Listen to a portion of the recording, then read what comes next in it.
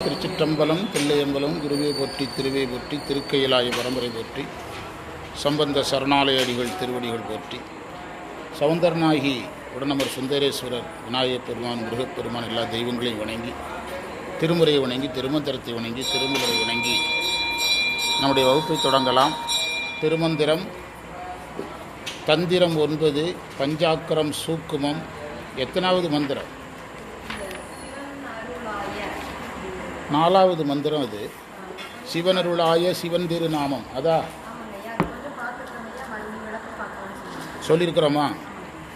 அந்த மந்திரத்தினுடைய பொருள் அப்போ சொல்லி தானே ஆகணும். அந்த மந்திரத்தினுடைய பொருள் ஒரு தடவை ஞாபகப்படுத்திக்கலாம். சிவனுடையனவாக சொல்லப்படுகின்ற பொருட்கள் அனைத்தும் அவன் அருள். சிவனுடைய பொருள்னு எதையெல்லாம் சொல்கிறோமோ அதெல்லாம் அவனுடைய அருள். அவனது திருப்பெயராகிய திருவைந்தெழுத்தும் அருள்தான். இறைவனுடைய திருவைந்தெழுத்தும் அருளே ஆகும்.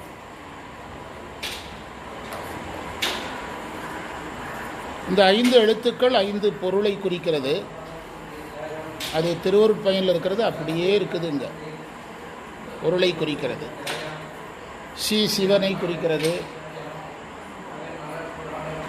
வகரம் சக்தியை குறிக்கிறது, யகரம் ஆன்மாவை குறிக்கிறது,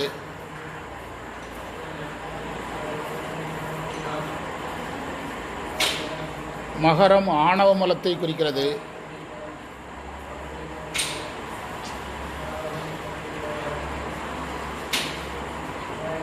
சிகரம் மறைப்பு சக்தியை குறிக்கிறது. இந்த நகரம்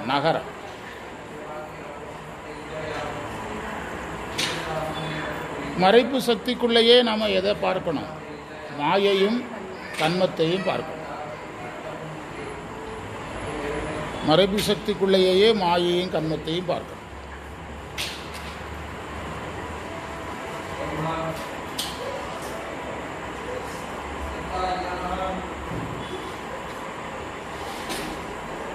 அதாவது சிவாய நம என்ற மந்திரத்தை நம்ம கணித்தால் பிறவியிலிருந்து விடுபடலாம்.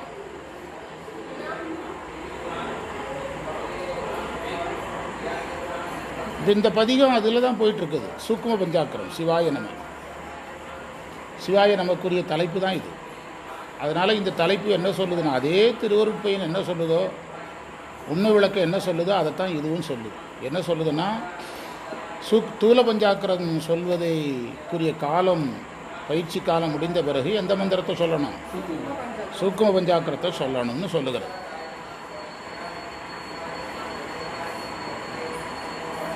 உண்மை விளக்கத்தில் 41, 42, 43 3 மந்திரங்களையும் பார்க்கணும்னு நோட்ஸ் கொடுத்துருக்காங்க. 3 மந்திரங்களும் இதில் பார்க்கப்பட வேண்டும் என்று.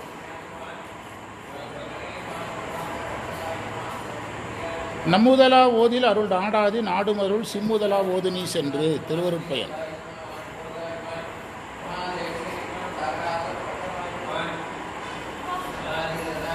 நம்முதலா ஓதில் அருள் நாடாது. அதாவது நமச்சிவாய் என்ற மந்திரத்தை சொல்றதன் மூலமாக பிறவியிலிருந்து விடுபட முடியாது.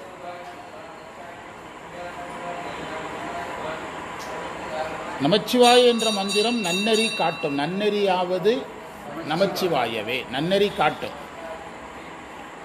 நமச்சிவாயவே ஞானமும் கல்வியும், நமச்சிவாயவே நானெறி விச்சையும், நமச்சிவாயவே நானவின்றேத்துமே, நமச்சிவாயவே நன்னெறி காட்டுமே. நன்னெறியாவது நமச்சிவாய. 2 இடம், 2 அப்பர் தான். ஆனால் நமச்சிவாய நெறியை காட்டும், சிவாய நம பிறவாமையை காட்டும்.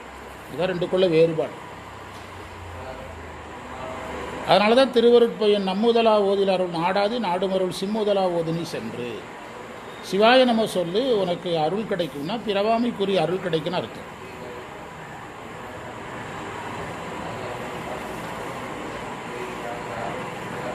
அதே மாதிரி அண்ணல் முதலா அழகார் எழுத்தைந்தும் எண்ணில் ராப்பகலற்ற இன்பத்தே நன்னி அருளானது சிவத்தை ஆக்கும் அணுவே இருளானது தீர இன்று. அண்ணல் முதலான சிவாய நம தொடக்கமாக அர்த்தம்.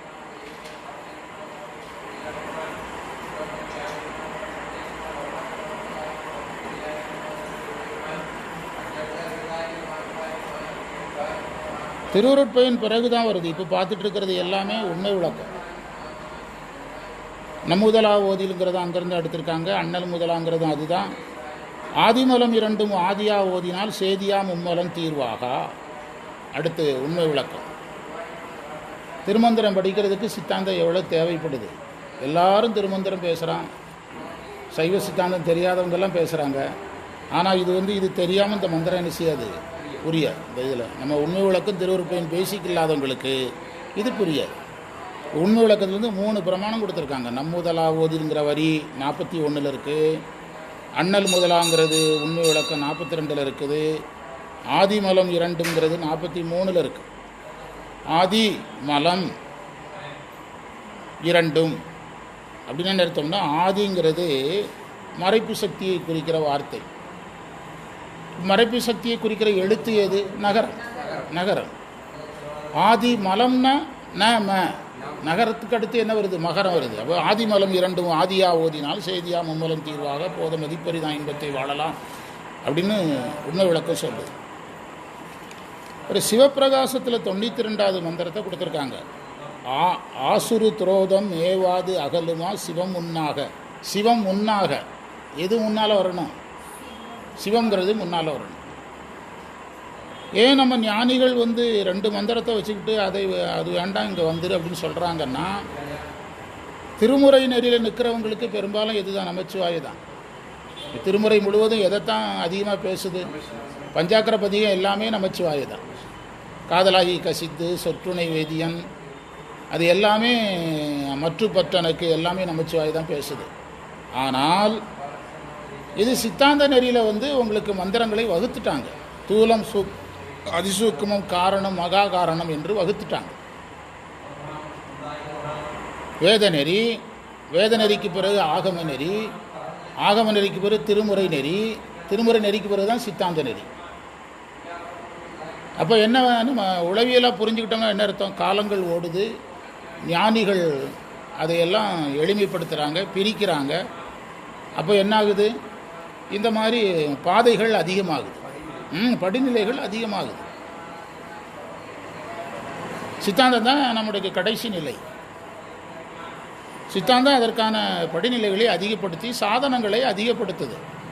எல்லாரும் தன்னைத்தானே சைவருங்கிறாங்க, எல்லாரும் ஆச்சாரிய அபிஷேகம் வாங்கிட்டேங்கிறாங்க. அப்போ என்ன சொல்லுது? நீ எந்த மந்திரத்துக்கு தகுதி உடையவன்னு முதல்ல ஸ்கேலை போடு. நீ எந்த மந்திரத்துக்கு உரியவன்? நீ நமச்சிவாய்க்கு உரியவனா, சிவாய் நமக்கு உரியவனா, சிவையக்கு உரியவனான்னு அவங்கள எதை போட்டு பிரிக்கிறாங்க? மந்திரத்தை போட்டு பிரிக்கிறாங்க. ருத்ராஜம் கட்டினவங்கெல்லாம் நான் சிவனடியாருங்கிறாங்க, திருநீர் பூசினவங்கெல்லாம் சிவனடியாருங்கிறாங்க, தீக்கை வாங்கினவங்கெல்லாம் சிவனடியாருங்கிறாங்க. அப்போ இந்த மந்திரத்தை வச்சு அவங்கள என்ன செய்கிறாங்க? ரேங்க் பண்ணுறாங்க. பின்னால் அது கட்டாயம் வருது. முதல்ல மந்திரம் சொல்லவே ஆள் இல்லை. அப்போ என்ன பண்ண வேண்டியதில்லை, கட்டாயம் இல்லை. முதல்ல ஆரம்பத்தில் இந்த மந்திரத்தை சொல்ல யாரும் பெரிதாக வரல. அப்போ இந்த விதிகள் கிடையாது. நைட்டு 12 மணிக்கு எந்த இடத்துல டிராஃபிக் போலீஸ் நின்றுட்டு இருக்கிறாரு? எவனும் வரல, டிராஃபிக் போலீஸ் இல்லை, சட்டம் இல்லை. ஆமாம், பயன்பாடு வரும்போது தான் தவறுகள் வரும், தவறுகள் வரும்போது தான் சட்டம் வரும். இதுதான் நடைமுறை, உலகியல் நடைமுறை. பயன்பாடு நிறையா வரும்போது விதிகள் அதிகமாகுது. அதான் விஷயம். முதலாக ரயில் விடும்போது, ரயில் தண்டவாளத்தில் வரும்போது மக்கள் தெரிச்சு பல கிலோமீட்டருக்கு ஓடுவாங்களாம். ஏன்னா அவங்க மேலே வண்டி ஏறிடும். நடந்தது தமிழ்நாட்டில் நடந்தது. அதுக்கப்புறம் என்ன பண்ணியிருக்காங்கன்னா, ரயிலில் டிக்கெட் எடுத்து ஏறுறவங்களுக்கு பரிசு, அவங்களுக்கு சேலை வேஷ்டி பரிசு கொடுத்து அவனை கையை பிடிச்சி மெதுவாக ஏற்றி விட்டுருக்காங்க. எதில்? ரயிலில். இதுதான் நடந்திருக்குது. இன்றைக்கி ரயிலில் ஏறுறதுக்கு போட்டி உண்டா இல்லையா? இதுதான், இதே தான். நீங்கள் சயின்ஸ் எல்லா சயின்ஸும் எல்லாம் ஆன்மீகத்தில் பின்னால் வர்ற ஞானிகளுக்கு பொறுப்புகள் அதிகமாச்சு. என்னது? இப்போ நீங்கள் பள்ளிக்கூடங்களே எடுங்க. ஒரு 20-25 வருஷத்துக்கு முந்தைய இருந்த விதிகளை விட இன்றைக்கி விதிகள் அதிகமாகுது. ஏன்னா பள்ளிகள் பெருகுது, மாணவர்கள் பெருகிறாங்க, ஆசிரியர் பெருகிறாங்க, குற்றங்கள் பெருகுது. அதை விட எது அதிகமாகுது? குற்றங்கள் பெருகுது. அப்போ எது பெருகுது? விதிகள் பெருகுது. இதுதான் எல்லா நிலையிலும். ஏன்னா சிலர் கேட்குறாங்க, நீங்களே நமச்சிவாயை சொல்லுங்கிறீங்க, பிறகு நீங்கள் சிவாயை நம்ம சொல்கிறோங்க அப்படிங்கிறீங்க. வேத நெறியில் இந்த வரையறை கிடையாது. நீங்கள் அப்பர் சுவாமிகளே ஒரு இடத்துல என் உயிர் பிரியும் போது நான் நமச்சிவாயை சொல்லணுங்கிறார். அது வேத அடிப்படையான சிந்தனை. அப்பர் சுவாமிகள் காலத்தில் நம்ம இந்த அளவுக்கு பிரிக்கலை. எதை? பஞ்சாக்கரத்தை திருமுறை பிரிச்சிருந்தாலும் எதுக்குள்ளே கொண்டு நாம் பிரிக்கலை, திருமுறைக்குள்ளே கொண்டு பிரிக்கலை. ஆனால் நம்ம சித்தாந்திகள் என்ன செய்கிறாங்க, வேதம் ஆகமும் திருமுறை எல்லாத்தையும் கையில் வச்சுக்கிட்டு திருமந்திரத்தையும் கையில் வச்சுக்கிட்டு என்ன செய்கிறாங்க, இதை விதிகளாக வகுக்க வேண்டிய கட்டாயத்துக்கு வந்துட்டாங்க. விதிகளை சொல்ல வேண்டிய கட்டாயத்துக்கு வந்துட்டாங்க. அந்த விதிகளாக வகுத்தது தான் திருவருட்பயனில் இந்த 3 மந்திரம். சிவபிரகாசம் 92வது மந்திரம் சிவம் உன்னாக. நீங்கள் நமச்சிவாயங்கிற மந்திரத்தையே சொல்லிக்கிட்டே இருந்தால் ஒரு காலத்தில் 8வது வகுப்பு முடித்தா டீச்சராக போகலாம். 8th training டீச்சரும்பாங்க. அந்த காலத்தில் 8வது வகுப்பு முடித்த உடனேயே ஒரு 6 மாதம் ட்ரைனிங் கொடுத்து டீச்சராக போட்டுருவாங்க. நாங்கள் படிக்கிற காலத்தில் அந்த டீச்சருக்கு பேர் 8வது ட்ரைனிங் டீச்சரும்பாங்க. 8வது ட்ரைனிங் டீச்சரும்பாங்க. அவங்க 8வது படிச்சுட்டு இருக்கும்போது ஸ்கூல்காரங்க அவங்கள தொந்தரவு பண்ணுவாங்களா, எங்கள் ஸ்கூலுக்கு அவங்களுக்கு புக் பண்ணுவாங்களாம். கேம்பஸ் இன்ட்ரி 8th முடிக்கும்போது புக் பண்ணுவாங்களாம், எங்கள் ஸ்கூலுக்கு வாங்க. ஏன்னா யார் கிடையாது. இன்றைக்கி நிலவரம் வேறு, நேர் தலைகீழான நிலவரம். இப்போ காத்து கிடக்கிறாங்க, என்ன இல்லை, வேலைகள் இல்லை. அப்போ நம்ம எதை வகுக்கிறோம், விதிகளை வகுக்கிறோம். அன்றைக்கி விதி கிடையாது, டீச்சருக்கு விதி கிடையாது. வந்தா சரிங்கிறதுல தான் அவங்க இருந்தாங்க. சிவம் உன்னாக என்று விதியை வகுக்கிறார் உமாபதி சிவன் சிவபிரகாசத்தில். சிவபிரகாசத்துக்குள்ளே போய் தேடும்போது 92வது மந்திரத்தில் பார்க்கணும். ஆசுரு திரேதம் மேவாது அகலுமா சிவன் முன்னாக நம்மேல் ஒளித்துங்கிறார். நம்மேல் சொல்லாத சிவ சொல்லுங்கிறார். இப்படி ஒரு சாஸ்திரம் சொல்லாமான்னு கேட்கக்கூடாது. சமயத்தீக்கைக்காரன் தான் ஞானத்துக்கு வரமாட்டானே. ஞானத்துக்கு எப்போ வருவான், ப்ராக்டிக்கலாக நம்ம யோசிப்போமே. சரியகிரியா ஞானத்தை காட்டுறதுக்கு வருவான். சமயத்தீக்கைக்காரன் விசேட தீக்கைக்கு போய் விசேட தீக்கையில் போய் யோகம் பண்ண பிறகு தானே ஞானத்துக்கு வரப்போகிறான். அவன் எதை விட்டவனாக இருக்கணும். நமச்சிவாய் விட்ட சிவாயன் அவங்க விசேட தீக்கைக்கு வந்தவுடனே அவனுக்கு எந்த எழுத்து வந்துடும், சூக்கும பஞ்சாக்கரம் வந்துடுமல்ல. ப்ராக்டிக்கலாக யோசிங்க, சாஸ்திரம் இருக்கட்டும், உங்கள் மனசாட்சிப்படி யோசிங்க. அப்போ அவங்க சித்தாந்திகளுக்கு எதை சொல்கிற கடமை இல்லை, கடமை அங்கே இல்லை. அங்கே அவர்கிட்ட வர்றவன் அதை சொல்கிறவனா இருக்கக்கூடாது. வர்றவன் அதை சொல்கிறவனா இருக்கிறானாலே அவன் இந்த இடத்துக்கு தகுதி இல்லாதவன் தான் அவங்க பாருங்க. அவன் என்ன முடிச்சுட்டு வந்திருக்கணும், அதற்கு முன்பே சமயத்தீக்கை வாங்கி நமச்சிவாய உபதேசம் பெற்று அதை ஜபித்து அதற்கு ஒரு குருவிடத்தில் போய் விசேட தீக்கை வாங்கி சிவாயை நம்ம ஜபித்து யோகம் சக்ஸஸ் பண்ணி தான் யாருக்கிட்ட வரணும், ஞான நூலுக்கு வரணும். அப்போ அவங்களுக்கு என்ன அதிகாரம் வந்துடுது, எடுத்த உடனே விடுன்னு சொல்கிற அதிகாரம் என்ன செஞ்சிருது, வந்துடுது அவனுக்கு. அதனால தான் ஞானிகள் எதை கையில் எடுக்கிறாங்க, இந்த சிவாயை நம்ம சொல்லு, சிவாயை நம்ம சொல்லு. இப்போ நீங்கள் உங்கள் +2 படித்த பையன் ஒருத்தன் உங்கள் ஸ்கூல் காலேஜுக்கு வர்றான்னா அவன்கிட்ட நீங்கள் கேட்குற கேள்விக்கான பதில் அவனுடைய நினைவுகள் எல்லாம் எது சார்ந்ததாகவே இருக்கும். +2 சார்ந்தது கொஞ்ச நாளைக்கு இருக்கும். அந்த பிரிட்ஜ் ஸ்டேஜில் இருப்பான். அப்போ நீங்கள் என்ன செய்வீங்க, அதை விடுன்னு சொல்லுவீங்க. அதை விட்டால் தான் அவன் எதுக்கு மோல்ட் ஆக முடியும். இல்லைன்னா அவன் எங்கள் ஸ்கூல்லேனே சொல்லிக்கிட்டு இருப்பான். ஒரு நாளும் அவன் எதுக்கு மோல்ட் ஆக முடியாது. இந்த பிரச்சனை தான் இப்போ இவங்களுக்கு. இது எல்லோரும் கேட்குறாங்க, அதை சொல்லக்கூடாதா, இதை சொல்லக்கூடாதா, இதைத்தான் சொல்லணுமா, அதைத்தான் சொல்லணுமான்னா. என்கிட்ட ஒருத்தர் கேட்டார், நீ கேட்குற கேள்விக்கெல்லாம் பதில் சொல்கிறதுக்கு நான் உமாபதி சிவமும் கிடையாது, இதை கேட்குறதுக்கு இல்லை. இப்படி சொன்னேன், இந்த கேள்வியெல்லாம் கேட்குறதுக்கு நீ மனவாசங்காரம் கிடையாது, இதுக்கு பதில் சொல்கிறதுக்கு நான் மெய்கண்டாரம் கிடையாது அப்படின்னு.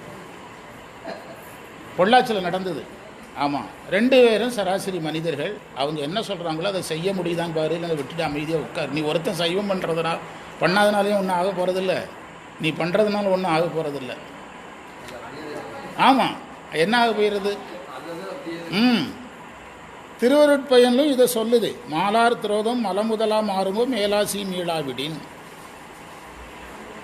85வது மந்திரம் என்ன சொல்லுது, நான் சிவாய நம்ம சொல்லணும், மலம் எப்படி போகும்னு கேட்குது.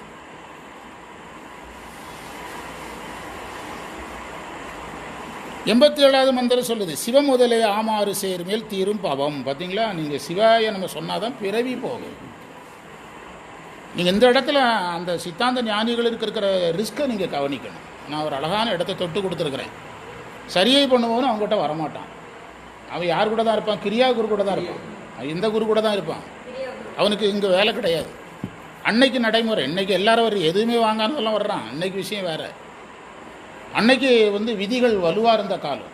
நீங்கள் ஞானப்பாடம் நான் உண்மை விளக்கம் கேட்குறேன் அப்படின்னா நீங்கள் ஸ்டீக்கை வாங்கிட்டீங்களான்னு கேட்டு தான் உட்கார விடுவாங்க. சிவபிரகாசம் கடைசி நூலை சிவபிரகாசத்தை முடிக்கும்போது கடைசி பாட்டில் திருவருள் கொடுத்து அப்படின்னு ஒரு பாட்டு இருக்குது.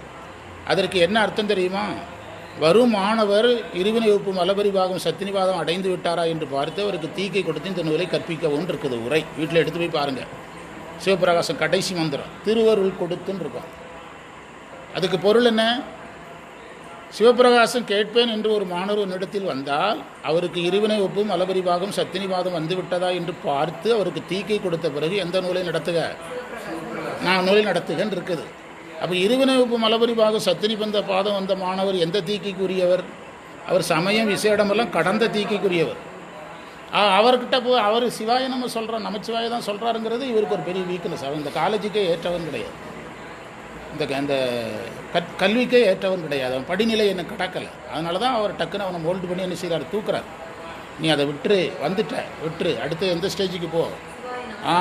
நீங்கள் அதுக்கு இடையில் ஒரு செய்தி போடணும். அது உரையாசிரியர்களும் போடுறதில்ல, நம்ம ஆட்களும் சொல்கிறதில்ல. ஏன் இப்படி சொன்னாங்கன்னா, சித்தாந்த ஆசிரியர் சித்தாந்த நூலை படிக்க வந்து விட்டான் என்றால் அவன் எதற்கு வந்தவனாக இருக்கணும், கட்டாயம் சிவாய நமங்கிறதுக்கு வந்தவன். ஏனென்றால் சிவாய நம சொல்லுபவனுக்கு தான் கிரியையிலையும் அதிகாரம், யோகத்திலையும் அதிகாரம். கிரியையிலையும் யோகத்திலையும் அதிகாரம் இருக்கிற ஒருவனுக்கு தான் என்ன அதிகாரம் கிடைக்கும்? ஞான.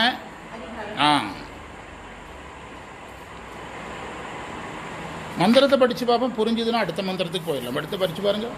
சிவனருளாய சிவன் திருநாமம் சிவனருள் ஆன்மா துரோதம் மலமாய் சிவன் முதலாக சிறந்து நிரோதம் பவமதகன்று பரசிவனானு.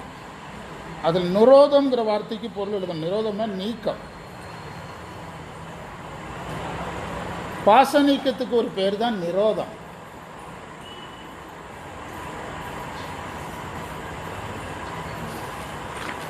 முடிவுரை: சிவாய நம என்ற மந்திரமே முத்தி நெறிக்கு உரியது.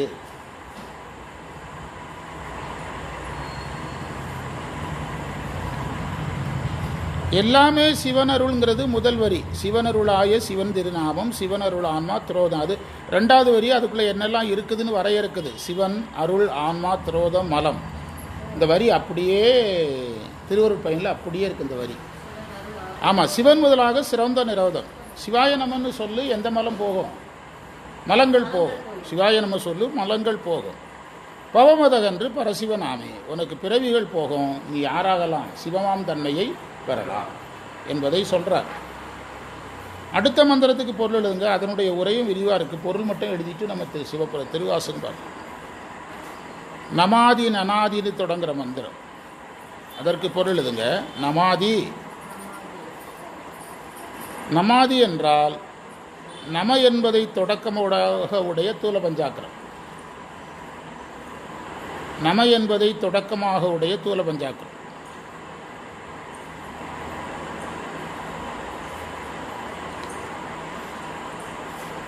ரெண்டாவது பொருள் எழுத வேண்டியது நிரோதாயி ஆகி நனவாதி.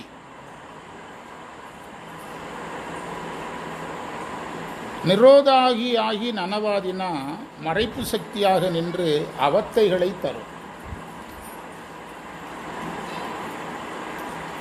சிவாய நம நிலையில் அவத்தை கிடையாது. ஆனால் நமச்சிவாய நிலையில் என்ன உண்டு?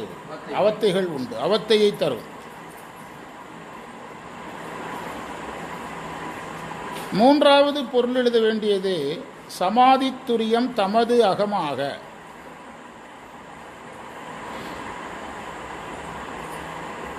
சமாதித்துரியம் தமது அகமாக நான் நின்மலாவத்தை உண்டாவதற்காக அர்த்தம்.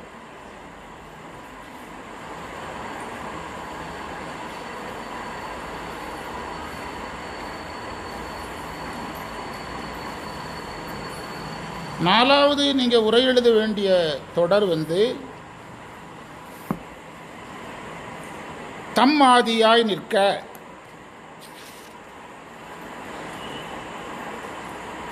நாலாவதாக நீங்கள் பொருள் எழுத வேண்டியது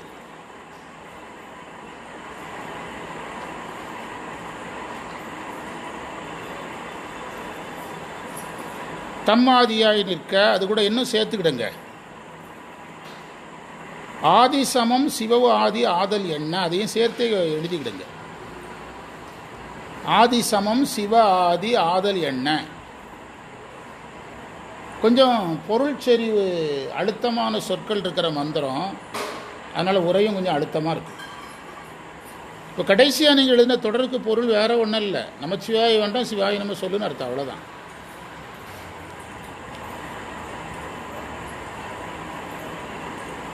மந்திரத்தை ஒருத்த வாசி பார்ப்போம், விளக்கம் அடுத்த வகுப்பில் தான் படிக்க போகிறோம். வாசிங்க. நமாதி என நமச்சிவாயின்னு அர்த்தம். நனாதி திரோதாயி ஆகி, அது நனவு முதலிய அவத்தைகளை தரும். திரோதாயி ஆகினா மறைப்பு சக்தியாக நிற்கும். தமாதியதாய் நிற்க தான் அந்தம் தொற்ற, தமாதிங்கிறது எழுதணுமா? அது வந்து துரிய நிலையை தரும்னு அர்த்தம். சிவாய நம்ம சொன்னீங்கன்னா என்ன தரும்? தமாதி ஆகங்கிறதுக்கு என்ன பொருள் எடுக்கணும்னா துரியம் முதலியவற்றை தரும். எந்த மந்திரத்தை சொன்னீங்கன்னா, நம்ம இப்போ உண்மை விளக்கத்தில் 5 எழுத்து இருக்குதுங்க, திருவருட்பயனில் 5 எழுத்து இருக்குது. ஆனால் நமச்சிவாயத்தினால அவத்தைகள் வரும், சிவாய நம்மனால நிர்மல அவத்தை வரும்னு எங்கேயும் இல்லை, மறந்துடாதீங்க. எங்கே தான் இருக்குது? இங்கே தான் இருக்குது. ஏன் நீங்கள் சிவாய நம்ம சொல்ல நமச்சிவாய வேண்டாங்கிறீங்க, சிவாய நம்ம சொல்லுங்கன்னு சொல்கிறீங்கன்னா, நமச்சிவாய சொல்ல சொல்ல உங்களுக்கு அவத்தைகள் தான் வரும், காரிய அவத்தைகள் தான் நிகழும். ஆனால் சிவாய நம்ம சொல்லும்போது நிர்மல அவத்தைகள் நிகழுங்கிறார். இது வந்து உரையில் எங்கேயுமே கிடையாது. உண்மை விளக்க உரையிலையும் இல்லை, திருவருட்பயன் உரையிலையும் இல்லை. அப்போ நமக்கு எது தேவைப்படுது? இதை படிக்க வேண்டிய தேவை ஏற்படுது. எதை படிக்க வேண்டிய தேவை? இதை படிக்க வேண்டிய தேவை ஏற்படுது. உரை எழுதுகிறவங்க இதையெல்லாம் சேர்த்து எழுதணும். ஆனால் எழுதுனா நூல் விரியுங்கிறதுனால எழுத மாட்டாங்க. அவங்களுக்கு தெரியாது கிடையாது. நமக்கு ஒன்றுமே தெரியாது, நமக்கு தெரியுதுன்னா அவங்களுக்கு தெரியாதா? நூல்கள் விரியுங்கிறதுனால விட்டுருவாங்க. எதையா தோணுனா பதிலாக சொல்கிறது தானே. சும்மா கேள்வி கேட்டால் எதையாவது ஒன்று சொன்னால் சரின்னு சொல்கிறது தான் ஒரு இதான். கேள்வி பதில் உள்நோக்கம். அதாவது புதுசாக கட்சி யார் வேணாலும் தொடங்க, யாரை வேணாலும் தொண்டராக சேர்த்துக்கிடுங்க, எங்கள் தொண்டர்களை பிடிச்சிட்டு போகாதீங்க அப்படின்னு இந்த வகுப்பில் சொன்னேன், ஞாயிற்றுக்கிழமை சொன்னேன்.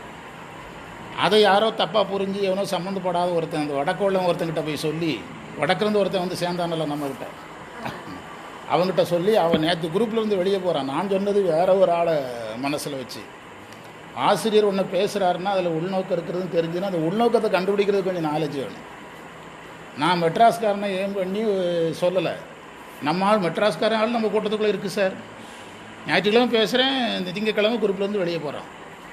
ஆனால் நம்ம சொன்னது வேறு ஒரு குரூப்பை. நான் என்ன சொல்கிறேன்னா, நீங்கள் எத்தனை குரூப் வேணாலும் சேருங்க, தயவுசெய்து பழைய ஆட்களை என்ன செய்யாதீங்க, கலைக்காதீங்க. கார் எடுத்துகிட்டு போய் நம்ம ஒரு 2-3 அடியார் வீட்டில் போய் கூப்பிட்ருக்காங்க, மேலும் ஒரு அடியார் வீட்டில் கூப்பிட்டு தொந்தரவு பண்ணிகிட்ருக்காங்க. இதெல்லாம் நமக்கு செய்தியாக வருது, கவனமாக இருங்கன்னு சொன்னால் நம்ம ஆட்கள் இதை எங்கே கொண்டு கன்வே பண்ணுவான்னு எதிர்பார்க்குறோமோ அங்கே பண்ணாமல் நமக்கு சம்மந்தமே இல்லாத ஆட்கள்கிட்ட கொண்டு போய் சேர்க்குறான். அப்போ ஆசிரியர் பேசுகிறதுல அவனுடைய உள்நோக்க கருத்தை கண்டுபிடிக்கிறதுக்கே ஒரு மூளை வேணும், கேள்வியை புரியறதுக்கு ஒரு மூளை வேணும், பதில் சொல்கிறதுக்கு ஒரு மூளை வேணும், எதையாவது சொல்லி சமாளிக்கிறதுக்கு ஒரு திறமை வேணும். தமாதியதாய் நிற்க தானந்தம் துற்ற சமாதி துரியம் தமதாகமாக நமாதி சமாதி சிவமாதல் என்ன. கடைசி வரி வேறு ஒன்றும் இல்லை. நீ வந்து நமாதி வேண்டாம், சிவாதி சொல்லு, உனக்கு நன்மை கிடைக்கும், அவ்வளோதான். நல்ல அற்புதமாக சொல்கிறார் திருமூலர். ஆனால் இதை ஏன் நம்முடைய பெரியவங்க வந்து இந்த உரைகள்லையாவது கொண்டு சேர்க்கலை, அல்லது வகுப்பெடுக்கிறவங்க கூட இதை ஏன் சொல்லலைங்கிறதுலாம் நம்ம இதை படித்தவர் தான் தெரியுது. சரி, நம்மளையாவது யார் படிக்க விட்டா? திருமூலர் படிக்க விட்டார், அது வரைக்கும் மகிழ்ச்சி. திருவாசகம் பதியலை.